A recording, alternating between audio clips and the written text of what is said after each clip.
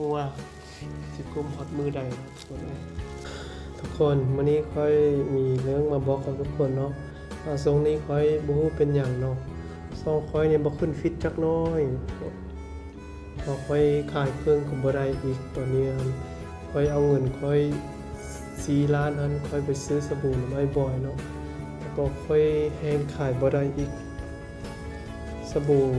ราคาเราค่อยซื้อมา1,200ก้อนเนาะ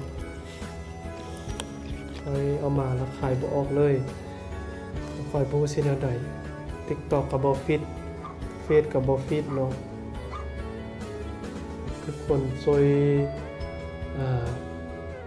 พิมพ์คอมเมนต์เข้ามาเนาะเพราะว่าบางทีมันอาจจะฟิตขึ้นถึงจะบ่ซื้อสบู่น้ำค่อยกะยาเนาะค่อยก็ขอแต่ให้ทุกคนเม้นน่ารักได้เพื่อเป็นกำลังใจให้ค่อยเด้อแต่นี้ค่อยก็บ่มีเวียกเสียดแล้วไปใส่บ่ได้เนาะรถก็บ่มีค่าห้องค่าน้ำค่าไฟเฮาก็จ่ายไปเดือนนี้บ่ฮู้ว่า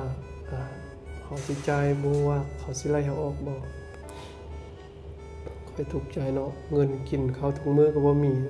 ตอนนี้ก็ซื้อมีมาไว้นี้กับใครบ่ฮู้ว่าสิกุมฮอดมือใดแล้วคนเอ้ยว่าตอนนี้ค่อยก็มีเงินแต่300,000ค่อย